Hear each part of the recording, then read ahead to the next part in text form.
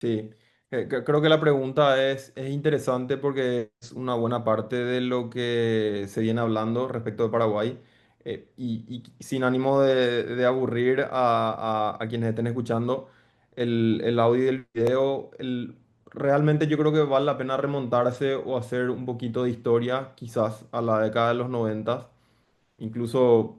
bueno, más atrás la dictadura, principalmente post-dictadura, a partir de la nueva constitución del año 92, de la década de los 90, Paraguay sufrió una crisis financiera muy importante a mediados de la década de los 90. Y eso, como toda crisis, obviamente ayudó a cuestionarse y a modificar algunas, principalmente algunos esquemas y algunos cuerpos legales que anteriormente habían quedado desfasados en el tiempo, un poco motivados por esta crisis que estaba describiendo recién. Eso lo que hizo fue que hubo algunas modificaciones institucionales y algunas modificaciones normativas que se mantuvieron después en el tiempo invariables y que, en mi opinión, por lo menos sentaron las bases de lo que hoy es el crecimiento económico de Paraguay. Por citar algunos ejemplos, tenemos el Banco Central del Paraguay, obviamente con la modificación normativa de leyes relacionadas con el sistema financiero. Tenemos el Ministerio de Hacienda y más específicamente también la Subsecretaría del Estado de Tributación, que tuvo algunas modificaciones normativas en el año 91 y 92 y después en el 2004. Actualmente ya en el 2019 una nueva modificación finalmente. En mi opinión, como decía anteriormente, esto sentó la base de una estabilidad macroeconómica, de responsabilidad fiscal de parte del gobierno y de alguna manera también se institucionalizó y se mantuvo una impronta técnica dentro de estas instituciones que mantuvieron una suerte de responsabilidad fiscal y de indicadores macroeconómicos que hoy, 20, 25 y casi 30 años después, se ven en los resultados de lo que Paraguay básicamente ofrece hoy para inversiones extranjeras.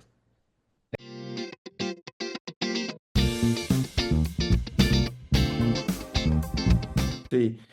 un poco relacionado con la pregunta anterior, en donde, habiendo hecho los deberes quizás de mantener el esquema normativo y los indicadores macroeconómicos estables, Paraguay básicamente lo que ha ofrecido a lo largo del tiempo, un poco con esta madurez institucional y con esta solidez macroeconómica que describía anteriormente, ha ofrecido y quizás también un poco inspirado, motivado o ayudado, dicho, por la coyuntura de los países de la región, en donde sí se ve un poco más de inestabilidad respecto de lo que está ofreciendo Paraguay como un país conservador y con mayor previsión. A partir de ahí, Paraguay lo que viene ofreciendo es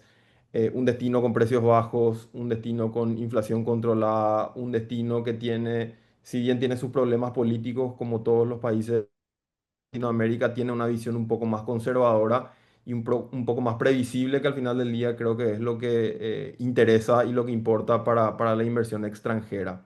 Me había quedado pendiente, solamente para no olvidarme, algunos de los desafíos que se ven en el horizonte también, más allá de este clima o esta impronta de clima de negocios que se ve en Paraguay en relación con la inversión extranjera, pero también para Paraguay como destino en sí mismo. Y creo que uno de los principales desafíos es que Paraguay históricamente ha sido conocido como un país exportador de commodities y se ha apalancado mucho tiempo durante eso. Y creo que a partir de ahora, un poco ya con todo ese aprendizaje de estas últimas 2 décadas y media o casi tres ya de estabilidad, el siguiente paso sería que Paraguay pueda llegar a progresar como un país industrial, no solamente en la exportación de los bienes, sino también un poco aprendiendo también de otros países de la región, principalmente como Uruguay, que creo que es un buen ejemplo por el tamaño y por las condiciones geográficas y demográficas que tiene, también como un país exportador de servicios. Creo que la visión de hub de servicios y de bienes para Paraguay, por la posición geográfica que tiene, quizás probablemente sea el próximo desafío.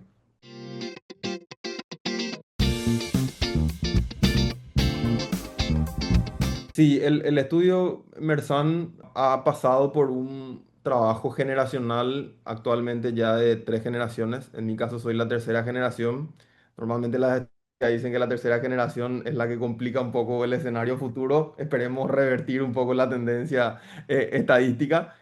Pero la verdad es que se ha hecho un trabajo generacional desde la fundación del estudio que ya se remonta a la época de mi abuelo hasta la actualidad.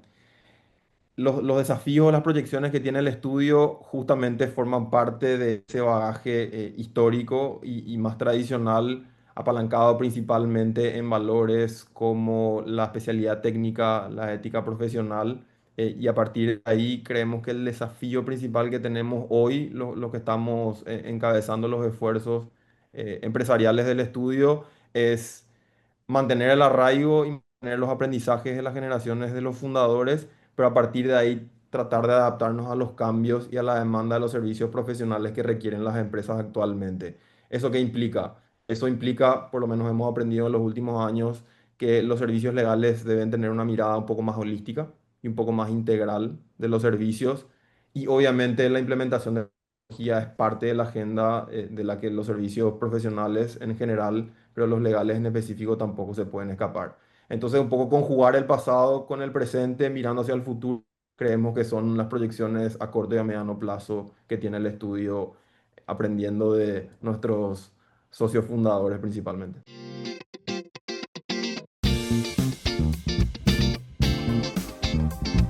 La pregunta es interesante y es buena porque va un poco de la mano con esta visión que contaba recién del estudio desde la fundación hasta la actualidad, en donde parte de la adaptación a los tiempos modernos implica naturalmente tecnología dentro de los procesos tanto internos como de cara a lo que el cliente ve como un servicio más eficiente también, que finalmente termina siendo una cuestión central. Principalmente ha empezado a trabajar con software y con tecnología dentro de procesos internos para mejorar el rendimiento de nuestros procesos internamente, valga la redundancia. A partir de ahí lo que ha hecho el estudio es tratar de aprender también en posicionamiento o en la inclusión de gremios relacionados con tecnología, tecnología financiera.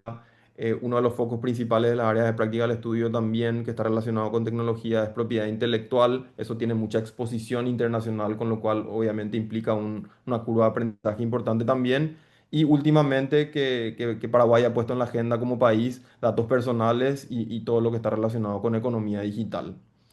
En los últimos meses, quizás lo más innovador o lo más novedoso, por lo menos para el mercado, para la industria legal local, vinculado obviamente con lo que está haciendo el estudio, es la implementación de inteligencia artificial dentro de los procesos que naturalmente para todo aquel que trabaja con abogados, los abogados son un poquito reacios a trabajar con tecnología y cuando estamos hablando de inteligencia artificial, básicamente estamos hablando de un cambio drástico y exponencial, pero creemos que es necesario para mantener el mejor rendimiento posible dentro de nuestras áreas de práctica y para nuestros profesionales.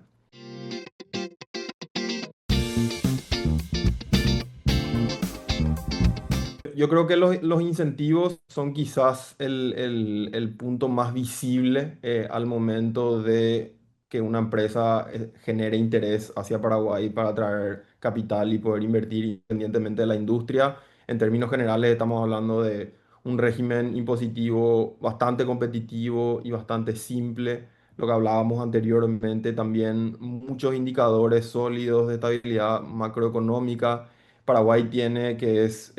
quizás uno de los puntos también más fuertes dentro de los pilares económicos del país, es la libertad de cambio de divisas. Tiene mucha apertura migratoria, que eso después finalmente termina repercutiendo en extranjeros con residencia en Paraguay, porque Paraguay tiene un esquema bastante flexible dentro de la política migratoria y eso obviamente ayuda a que el flujo no solamente de inversión extranjera directa, sino de personas también dentro del país, básicamente sirva como incentivo para atraer capital o sociedades extranjeras a Paraguay. Esa es la parte quizás un poquito más positiva, más productiva. Después se vienen los desafíos una vez que el inversor extranjero aterriza al Paraguay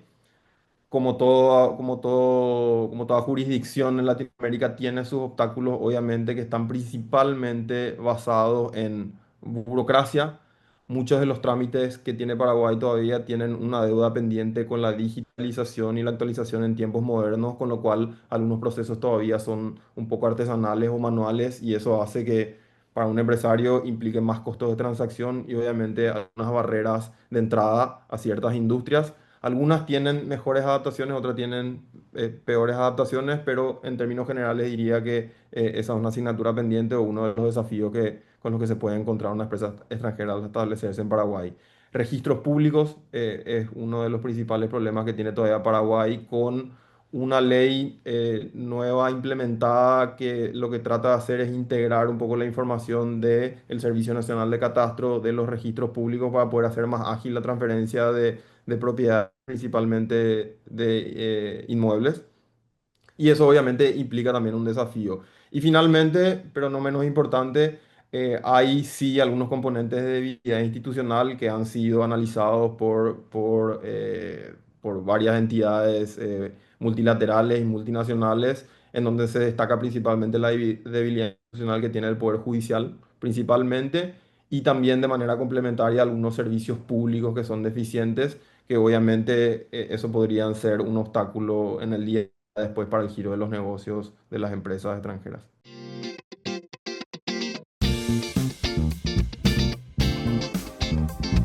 Sí, en el ámbito de competencia, Paraguay es una jurisdicción relativamente joven todavía,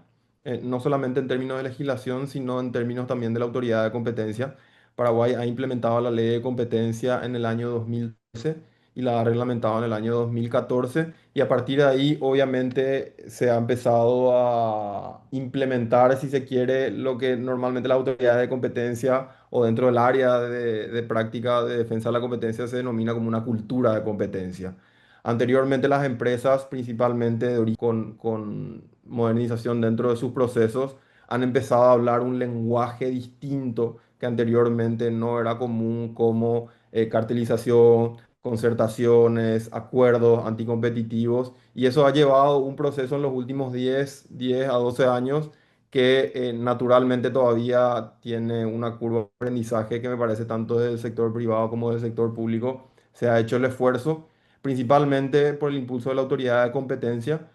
pero creemos que la asignatura pendiente todavía es tener una autoridad de competencia probablemente con mayores recursos, que eso depende en una gran medida no solamente del poder legislativo del Congreso, sino también del poder o de la influencia que pueda llegar a tener el poder ejecutivo dentro de ese trabajo. Y a partir de ahí, obviamente, que eso repercuta positivamente en la aplicación de la norma. Porque si bien hoy tenemos sentadas las bases normativas de qué es lo que debería hacer, realmente la realidad del mercado es otra y creemos que la evolución que ha tenido la aplicación de la normativa de competencia sí ha sido positiva, pero creemos que hay todavía una asignatura pendiente o un largo camino por hacer para poder implementar correctamente la ley.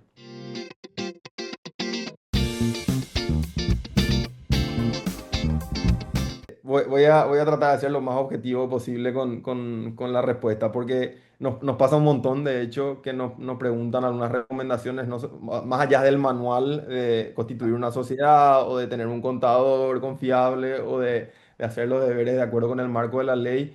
Normalmente nuestra recomendación va por dos caminos. El primer camino es obviamente tener un acompañamiento desde el inicio, que sea un asesoramiento más preventivo y no tanto reactivo porque normalmente, por lo menos para los empresarios locales, es muy común llamar al abogado después, cuando los platos están rotos y no antes. Entonces, normalmente nuestra recomendación es tener un asesoramiento preventivo independiente de la industria dentro de la cual se quiera especializar o donde quisiera desembarcar capital. Y la segunda, que es quizás menos común que la primera, porque la primera probablemente sea un poco más de manual, es tratar de buscar un aliado estratégico local. Paraguay tiene la particularidad, a diferencia de otros mercados o de otros países, que es un mercado bastante pequeño